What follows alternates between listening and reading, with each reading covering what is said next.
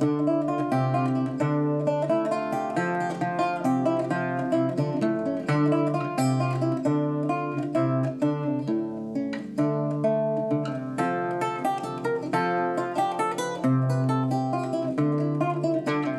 I'm Peter Adamson, and you're listening to the History of Philosophy podcast, brought to you with the support of the Philosophy Department at King's College London and the LMU in Munich, online at historyofphilosophy.net.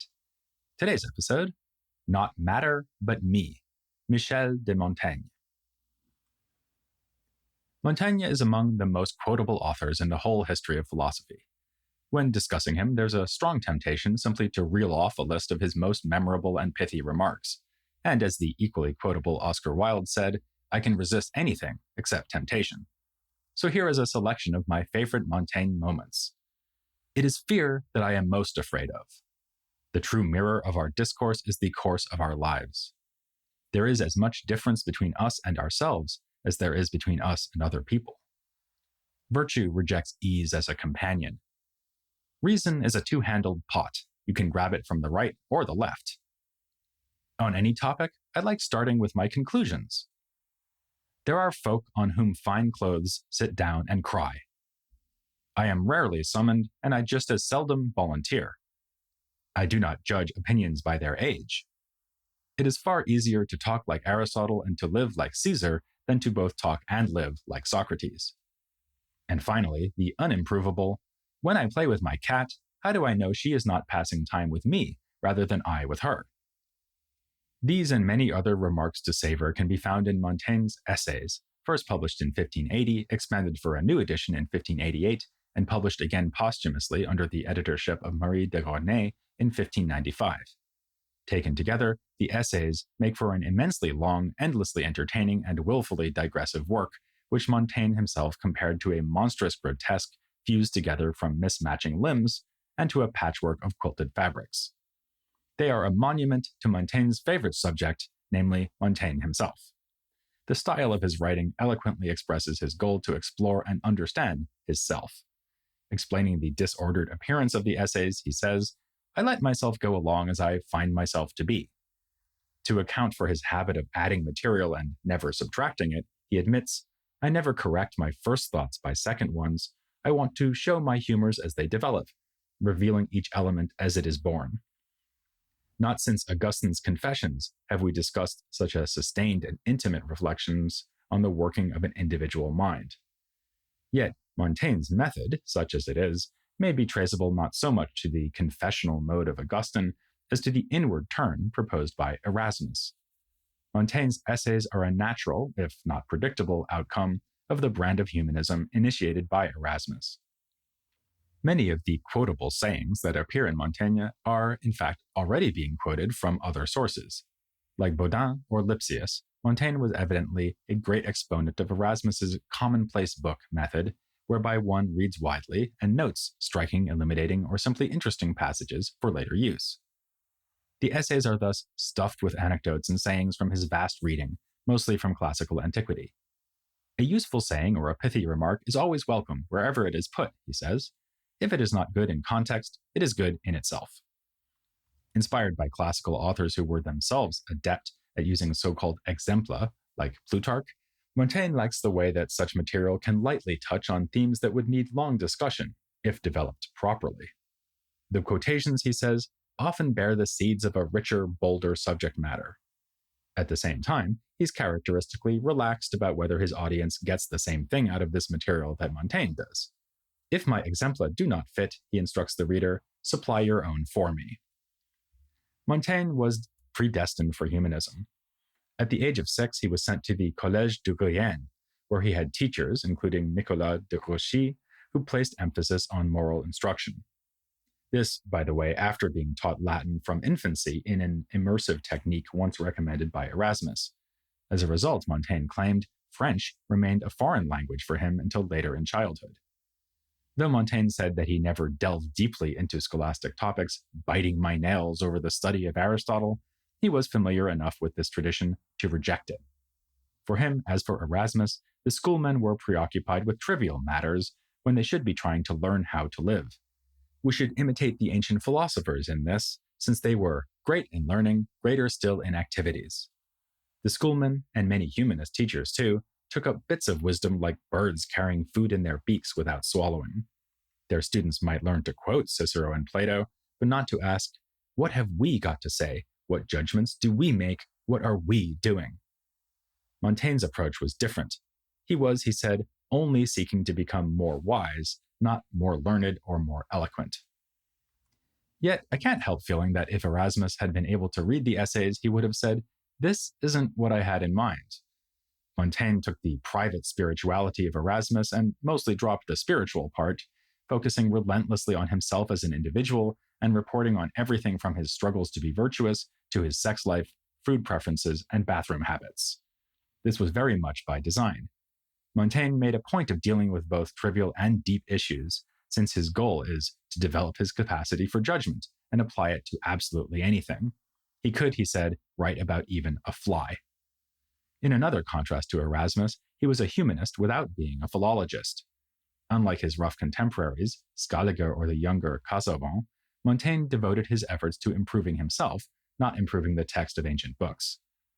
"I would rather be an expert on me than on Cicero," he said, or, contrasting this project to that of the scholastics, "I study myself more than any other subject. That is my metaphysics, that is my physics." It's been said that Montaigne brought the private self out of hiding, and for good reason. He was convinced that it would be worthwhile to record his own subjective perspective on the world, this despite the fact that that perspective was changing all the time. "My aim is to reveal my own self, which may well be different tomorrow." The point of this is not even, as we might expect, to discern universal verities by studying closely one particular person. Montaigne's ambition is, rather, limited to the understanding and improvement of his own self. He says that his business and his art are to live his life, so that talking about his life is like when an architect talks about buildings. Because he is so frank about recording his every thought, "About myself nothing is wanting," he writes, "and there is nothing to guess." There is, in the end, no difference between himself and his book, the essays. Touch one and you touch the other. One might wonder why anyone else should be interested in reading such a determinedly self-obsessed work, unless they happen to be intimates of Montaigne who want to know him better, or strangers who are just leafing through out of idle curiosity. Montaigne resolutely resists the idea that talking about himself is an indirect way to talk about some other topic. "I am striving," he writes, "to make known not matter, but me." But he still thinks that people can read his essays with profit, even if he is modest enough to say that they are aimed at a middling group of readers, since the vulgar will find them incomprehensible and the outstanding readers will find them too easy. If I may follow Montaigne's example by telling you what I myself happen to think, it seems to me that Montaigne is modeling an approach to life, which readers can imitate by inspecting their own lives as intensely as he does. Each man, he says, is an excellent instruction unto himself, provided he has the capacity to spy on himself from close quarters. There's a familiar idea that Montaigne achieved this by withdrawing from society and remaining in solitude, reading and writing in his famous tower, where, by the way, some of his favorite quotations were put up as inscriptions, most famously, "I am a human, so I consider nothing human to be foreign to me," taken from the classical playwright Terence. This cliché is encouraged by Montaigne himself. In an essay on the topic of solitude, he recommends bringing the soul back to itself and making one's happiness depend on oneself and not on friends and family. If you can keep yourself company and in lonely places be a crowd all by yourself, then you will be self-sufficient and less subject to the winds of fortune, whose inconstancy and unpredictability is a running theme throughout the essays. In the terms of the standard humanist dilemma, whether to pursue an active life of civic engagement or a secluded one of scholarly contemplation, it sounds like Montaigne has decided for the latter, albeit that what he contemplates is nothing other than his own self. Yet the essays themselves also tell a different story, especially when we supplement this with more information about Montaigne's life. This is the story of a man who was engaged with the world outside his tower, capable of passionate friendship and quietly courageous political action. Some of the most fervent passages in the essays concern Montaigne's friendship with Etienne La Boétie, whom we met as the young author of the daring political treatise On Voluntary Servitude. Montaigne, never afraid of exaggerating for effect, once called La Boétie the greatest man of our century. Given his early death, this encomium may have been based more on La Boétie's prodigious talents than his actual achievements, especially since Montaigne sought to downplay on voluntary servitude as a youthful excess. But that may have been a disingenuous remark intended to support his claim that there was never a better citizen than his young friend. A bit earlier in the essays, Montaigne illustrates Plutarch's aforementioned use of brevity and anecdote by referring with approval to La Boétie's treatise. This work, he says, extracts the meaning only implied in Plutarch's remark that the inhabitants of Asia were slaves of one tyrant because they were incapable of pronouncing one syllable, no. So, Montaigne may have thought more highly of the message of this youthful work than he wanted to admit. At any rate, Montaigne was plunged into grief by the loss of La Boétie. He describes their relationship as a perfect friendship, so perfect indeed that it was indivisible, meaning that it could leave room for no other similar relationship. The demise of La Boétie and the prospect of his own demise led Montaigne to reflect often on death and its meaning for the living. Indeed, he named this as the one philosophical topic that concerned him the most. He found some consolation in philosophy, despite his observation that there are so many arguments persuading men to despise death and to endure pain. Why do we never find a single one which applies to ourselves? In more serious moods, he treats death as the ultimate proof of our convictions. Until we face it, all those fine philosophical arguments may be only a pose. So he embraces the classical idea of philosophy as being not just a way of life, but practice for the end of life, and recommends, let us wait for death everywhere. To practice death is to practice freedom. As for politics, Montaigne's efforts in this sphere are often ignored, but some hint is given by the fact that he first met La Boétie while serving in the Bordeaux Parlement in the late 1550s. This was only one of many political appointments he held. He was a courtier under Charles IX, who knighted him in 1571, and he was one of the so-called politiques who worked to find a pragmatic peace between Protestants and Catholics. This led to more personal misfortune than public success, as he was imprisoned in 1588 after choosing to accompany King Henry III in flight from Paris. Understandably, Montaigne had, at best, mixed feelings about his various practical entanglements. One of the most amusing passages in the essays relates his approach to the mayorship of Bordeaux, which was thrust upon him in 1581. As soon as I arrived, I spelled out my character faithfully and truly. No memory, no concentration, no experience, no drive. No hatred either, no ambition, no covetousness, no ferocity, so that they should know what to expect from my service. So Montaigne was not exactly an eager politician, yet it is worth touching on this aspect of his life since the upheavals of France form an important part of the background for his essays. In a way, they are as much a response to the wars of religion as more explicit reactions like the Huguenot political treatises or the works on consolation by Duverre and Lipsius. When Montaigne does allude to current events, it is sometimes to maintain the pose that they do not touch him. I essay to steal this corner from the public storms, as I do for another corner in my soul. Our war can change its patterns, multiply and diversify into new factions, but to no avail. As for me, I do not budge.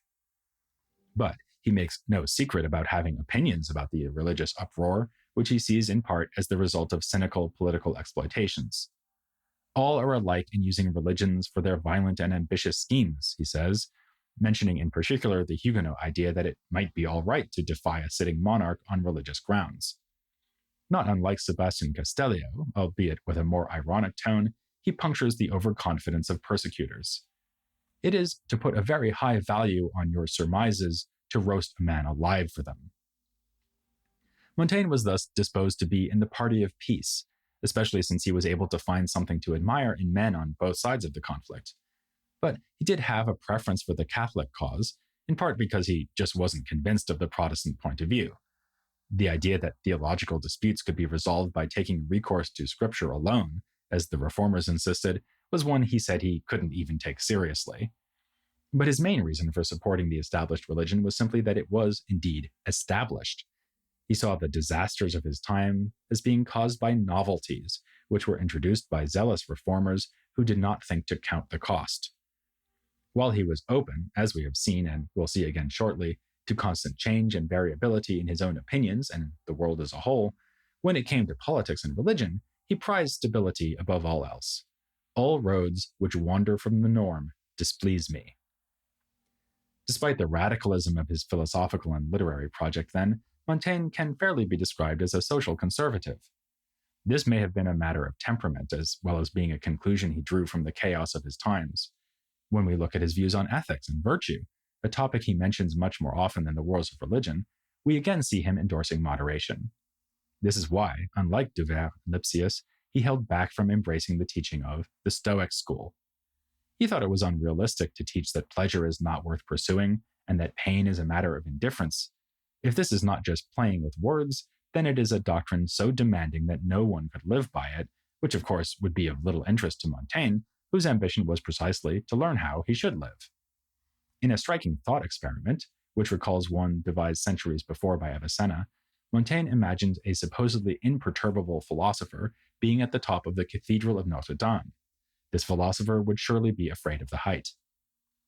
Rather than regretting such natural reactions, we should be suspicious of extremes in the life of the mind, as in the life of the state. Taken in moderation, philosophy is pleasant and useful, but it can eventually lead to a man's becoming vicious and savage, contemptuous of religion and of the accepted laws, an enemy of our human pleasures. At the very end of the essays, he leaves us with the thought that the best arguments are those which are most human, most ours. Montaigne enjoyed a nice irony, so perhaps he appreciated the fact that this same difficulty arose with his preferred Hellenistic school, which was not Stoicism, but skepticism. He lived at a moment when this tradition was better accessible than it had been previously, since writings of the Pyrrhonist skeptic, Sextus Empiricus, had recently been printed in 1562. As the name of this school indicates, it traced its lineage back to the early skeptic Pyrrho, who we covered more than a decade ago in episode 69. But he is pretty memorable, so perhaps you'll recall the stories about him almost walking off cliffs and in front of oncoming traffic because he refused to believe anything, even his own eyes. Referring to these reports, Montaigne says, consistently with his response to Stoicism, that it is one thing to bring your soul to accept such ideas and another to combine theory and practice. But Montaigne was more persuaded, if we can use that term in this context, by the skeptical approach adopted by Sextus, according to which one simply follows appearances while remaining profoundly aware of the limitations of one's own knowledge. This may have been another reason for his political conservatism, in fact. Sticking with established custom is exactly how this sort of skeptic negotiates their way through the world, without endorsing potentially controversial doctrines. And as we just saw, Montaigne was scornful of people who were so impressed with their own beliefs that they were willing to kill others who disagreed. The longest entry in the essays is in large part a meditation on the topic of skepticism. This is Book 2, Essay 12, in which Montaigne answers detractors who criticized a work he had translated into French as a young man, at the behest of his father. This was The Book of Creatures by Raymond Sebond.